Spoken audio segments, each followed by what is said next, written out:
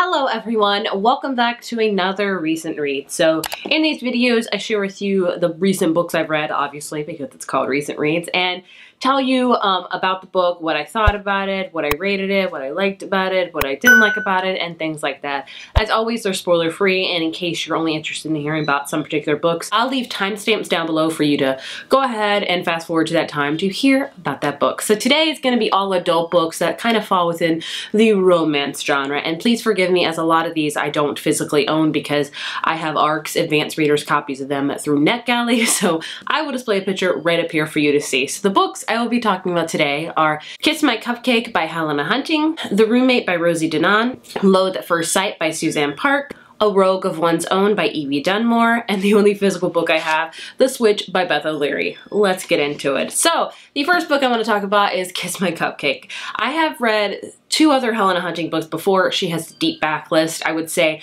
her most recent releases where she's had the kind of illustrated covers have really blown up, and I haven't really loved either of her books. The ones I've read was Good Luck Charm, which I thought was okay, and then Meet Cute, which I really didn't like. And so I was very hesitant to read Kiss My Cupcake, but the description really drew me in, and I'm so glad I read it because I actually really enjoyed it. So this really goes to show you that don't write off an author completely. I mean, maybe if you've read like 10 of their books and you don't like any of them, maybe that's a sign too, but you know, if you've only read a few and you're like, just keep trying, because I am happy that I gave this author another chance because I ended up really liking this book. So in Kiss My Cupcake, we follow a character named Blair who is opening her own like cupcake bakery type of thing, where I forget the name of it. I think it's called Buttercream and Booze. So it's like a cupcake place where you can buy different treats and stuff, but you can also get different cocktails and things like that, hence the name Buttercream and Booze, which I think is a great marketing thing. And she's opening up it, and she's very excited about it because her family is really known for opening a lot of restaurants, and she's decided to go on a different route. So she's like financially backing this herself. She's put everything she has into this, and so really her whole like kind of financial stake depends on the success of this place. So she's really working hard. Next door, she realizes that there's a lot of loud noises coming from because there's actually a like kind of sports bar opening up next door called The Night something, because the guy that owns it is Rowan Knight, who is opening up a bar slash an axe throwing place, and basically they feud heads at the very beginning of this book because they're both opening. They both are trying to, you know, win people to come to their place, and a rivalry pretty much ends up. But of course, with these hate to love romances, you can always tell it's going to be exactly that, hate to love. And I really like this one. I gave it a 4 out of 5. It was fun, it was sassy, it was steamy. I love the romance. I also really enjoyed that there wasn't this big, huge confrontation at the end. Usually kind of chick lit, rom-coms, whatever you want to call them, have this certain trajectory that it goes where, you know, the couple meets, and whether it be what type of trope it is, whether it be friends to love, hate to love, things like that, they work on that, then they actually fall in love. And some sort of big confrontation happens towards the end of the book that ultimately the characters will resolve and get through it. So that's kind of the formula, I guess you could say. There's nothing wrong with it. It's just how it goes. But this one surprisingly didn't have that big confrontation at the end. It was like a really small one that was dealt with really well, I thought. So I really enjoyed it. Overall, I would give it, I don't know, I might give this book a 5 out of 5. I really liked it, honestly. It had everything I wanted. I love books about like cupcakes and food and things like that. My favorite trope is hate to love. I love that Blair was a very successful woman that wanted to strike out on her own. And her fashion sense was really great because she always wore like these kind of 50s dresses and things like that. It was kind of like her style. And Ronan was like the hipster that wore like plaid and had these glasses. And I was there for it all. The romance was sugary sweet. I loved it so very much. So I mean, honestly, I might give it a 5 out of 5. I really liked it, and I wasn't expecting to like it as much as I did because I told you guys I wasn't a huge fan of her other two books. So I really liked it. It's a great, just sugary sweet book, pun intended, that I would recommend. The next book I want to talk about is The Roommate by Rosie Denon. Hopefully I pronounced this right. This is a book that's not quite out yet. It releases in September. I forgot when. I'll leave it right here. But I had an arc of it online, and so I read it, and I have to say I liked it. I didn't love it, which also surprises me. This whole video review is full of surprise ratings because it's got a lot of really high ratings, and it's not to say I didn't enjoy it at all. It just wasn't what I was expecting, I guess you could say. So this this book is very interesting. We follow characters Clara and Josh, and Clara comes from I think New Jersey, maybe New York, upstate, and you know, her family's very regal. They're kind of like, you know, they don't have any scandals, they have to do everything proper.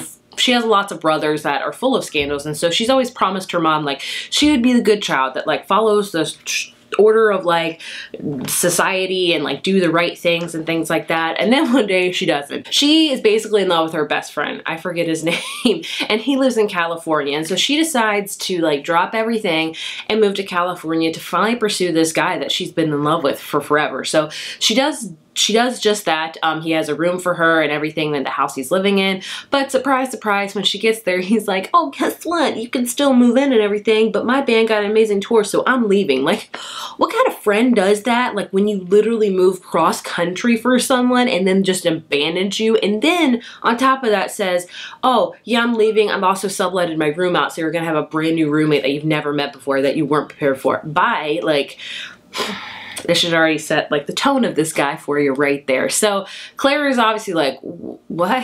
So she moves in with this guy named Josh, who is a complete stranger. She's never met him, and it kind of goes from there. She meets Josh, who she learns is an adult film star. That's all I'll say for that. And she's very intrigued by that. She's like, oh, interesting. So they become friends, and he tells her more about his work and how he's kind of struggling because the company's really like has a hold on him and he can't do much in his career that he wants to do. And so they kind of team up to make this new company, and it's all very like, I'm just gonna say this full frontal for you. It's not only steamy, but it talks a lot about sex because it's in the sex industry. So if that really bothers you, I would probably not read this book at all. I'm not opposed to it or anything like that, but I just wasn't expecting it, which is no fault. That's not why I gave this book a 3-star, which by the way I did. I gave it a 3 stars because I just didn't love how it kind of played out. I felt like there were so many confrontations and so many like different things that could have been avoided if they would have talked about their feelings. I did like the romance in a way because it was friends to loves, and it was also kind of like a forbidden love because an adult film star can't fall in love with like a socialite and all these things with like hierarchy and da da da da. But I did enjoy the characters. I just didn't love this book as much as I wanted to. But I mean, if you're really looking for like a steamy book that talks a lot about the adult film world, I mean, go for it. To each their own. It was very interesting learning about that stuff because I had no clue, but I just wanted a little bit more from it. I also wanted like a full realization with her best friend that she, like, there was a scene at the end where they finally talked, but I like wanted more. I wanted more from that. But overall, I liked it. I didn't love it. A 3-star for me is never a bad rating. I hope you know that. A 3-star for me, at least for my ratings wise, it means it was a solid read. Like, I enjoyed it. There's nothing I really loved about it, but there's nothing that I really disliked about it. It was a solid read. But the cover's super cute, and check it out if you want to when it comes out in September. Next book is Loathe at First Sight by Suzanne Park. This is one I was very hesitant to get into because of the reviews. So reviews on Goodreads could be a good or bad thing for you. I look at them a lot to kind of set my pace for the book, which again could be a good or bad thing. Like I did with The Roommate, I went into it expecting to like fall in love with it, but it didn't quite live up for me. And on the flip side, Loathe at First Sight doesn't have the best reviews, honestly. A lot of people said they were expecting it to be one thing and it wasn't. So I'm kind of glad I actually read the reviews because the reviews told me that this book is more of a woman's fiction rather than a romance book, which I would absolutely agree with. But it's really being pitched as a hate-to-love romance, even the title, Loathe at First Sight. But I really don't think romance is the forefront of this book, much like the last 2 books I talked about. It takes a back seat because in this book we follow a character named Melody who has a new job working at this like video game production company, and you know, a lot of people don't like her because not only is she Korean American, she's a woman and they don't like a lot of women. This company is full of men and toxic men at that, and this book really tackles on with the misogyny when it comes to women in the workplace. So this book we follow Melody, like I said, who works at this company, and somehow she ends up thinking about this video game. All the video games that are out are usually shirtless men, you know, are usually like men that are fighting to save women who are very scantily clad, and she's like, as a joke, maybe it should be the men that are scantily clad and the woman saving them in a zombie apocalypse. And somehow the owner overhears this and he's like, oh man, I should pitch that. And it gets pitched and it gets accepted, and Melody is leading up this brand new video game and she has to do that. And meanwhile, no one is taking her seriously because she is a woman and this field is dominated by men, and it's about her really overcoming that and proving that she can work just as hard as men, and if not better, and really prove that she can make this a solid and amazing game. And that is what the book is about. So I'd say for this one, if you're looking for like a lot of romance, a lot of hate to love, do not read this book. If you're looking for a book that's more about a character's progression in a male-dominated workplace full of misogyny and just really jerks, go for it. I did really enjoy it, honestly. I gave it a 4 out of 5, and this is the case where I'm glad I read the reviews, because if not, I would have went into it expecting just a full-on hate-to-love romance, and I would have been disappointed. So yeah, I'm letting you know, set your expectations correctly with this one. It's a more woman's fiction, but I really enjoyed Melody. She was a hard worker, she was a good friend, she wanted to prove herself time and time again, and there is a romance in here that is kind of a hate to love, but again, it takes the back seat. It is really not predominant in the book at all.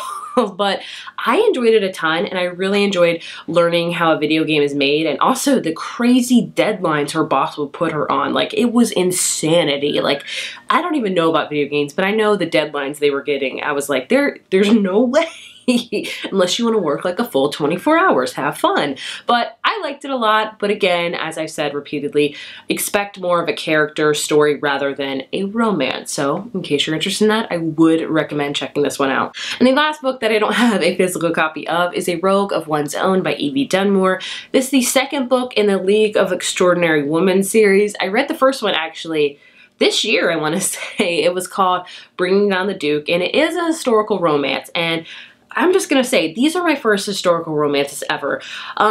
Historical romances are really getting popular here on BookTube, which is great because usually I don't think I would have like really read them, but the more I hear about them, the more I want to try them. And I think I really will one day when I have the time and there's not a ton of new releases and my TBR pile isn't like so insanely stacked. I want to check out historical romance and really learn about it and read more from it. So these are the only like 2 historical romance books I read. So as always with any of my reviews, take these reviews with a grain of salt. So in this book, we follow characters Lucy and Tristan. Lucy we saw in the first book. She's kind of leading the suffragist movement because the year is 1879, and you know, women are still kind of the property of men. The Marriage Act is still very much real. So basically when you get married, your husband just owns you and owns everything you have and things like that. And Lucy is fighting for women's independence, and she's doing that a ton, leading the suffragist movement.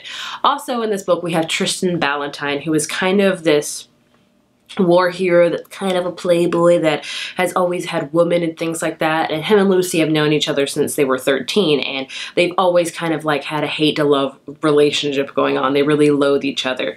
Throughout this book, they get more entangled because Lucy buys the London print and he also buys shares of it, and basically what happens is they decide to do a deal, and you know, romance happens, and it's a really hate to love romance that I really enjoyed. Oh my goodness, like I really like these series, and I'm excited to see where she's gonna go from there. Now, again, like I said, I haven't read a ton of historical romance, so I don't know if this is like a super good one, honestly, but I really like them, and it's very interesting to read how much times have changed as far as women. Like, they like couldn't do anything. Like, they were literally the property of men. Like that. That's insanity. So thanks to women like Lucy that was leading the suffragist movement, I think if you're new to getting into historical romance, that I would recommend this series. It's easy to get into. The writing's really good. The romance is there. It's steamy. It's, you know, hate to love. It's very just, I love it. So I would recommend it a ton. I gave this book a 4 out of 5, and I'm very excited to read the next book, which I think follows Hattie, because all these characters kind of intercross in each book, which I, again, really love. The last book I want to talk about is The Switch by Beth O'Leary. This is her latest release. She really made waves on here on BookTube last year with The Flatshare coming out, which is actually one of my favorite books ever that I read last year. So I was very much anticipating this one. And this one, again, set your expectations. I'm just going to say that. So Flatshare was very much romantic. Like, it was kind of like a You've Got Mail thing, and I really loved it. This one is more, again, like Loathe at First Sight, a woman's fiction book. In this book, we follow two characters. We follow Eileen, who is 80 years old, and we follow her granddaughter Lena, and they're both kind of at a crossroads at her life. Lena had lost her sister a year ago, and she's still really struggling with the grief of that. And Eileen lives in a small town in England, and her husband had left her a year ago, and she's just really struggling with who she is, and she wants to do more. And so basically what happens at the beginning of this book is Lena is forced to take a sabbatical from work because her grief and all these other things are just really starting to pile on her, and her boss sees it. So she's like, take 2 months off and like regroup, like, you know, take some time to process all of this, because she still hasn't. And so her and her grandmother decide to like switch lives for 2 months. And so Lena moves to her grandmother's house in this really small town, like a really small village, and Lena's grandmother Eileen moves into Lena's flat in London, and she decides, like, let me try out the busy life, let me, you know, meet men and do all these other things. And it's basically about their lives from there, like learning, you know, dealing with themselves and things like that. I have to say, I loved Eileen, the grandmother. Like, I had so much fun reading about the perspective of a 79-year-old. She was an amazing woman that really like bonded with Lena's friends and like took care of them and helped one of her friends like set her up. She also like met men. She put herself out there and also tried to help other older people out there that feel lonely all the time, because London's not really a place, I guess, for older people. I don't know, but she was just a breath of fresh air. I loved her so much, and I desperately wish I could meet her in real life. Lena was a character I struggled with. She had a lot of grief on her, and in turn with that, she had a really strained relationship with her mom, and they never talked about it. Like, Lena would just be mad at her mom, and she would talk to her about it in spurts, but finally it came out, and I'm like, you should have done this like a year ago. Like, you've been sitting on this for a year, and it just made you more angry and angry and angry, and just builds and builds up. Animosity and resentment just will build up in your system if you keep it all in there. And so Lena was a character, like, I also despised the relationship she was in. We all could see that it was not good and that it was just not healthy. And the new romance that she had, I liked, I didn't love. So honestly, I would have read a whole book of just Eileen, the older lady, honestly, because I adored her and loved reading about her adventures in London.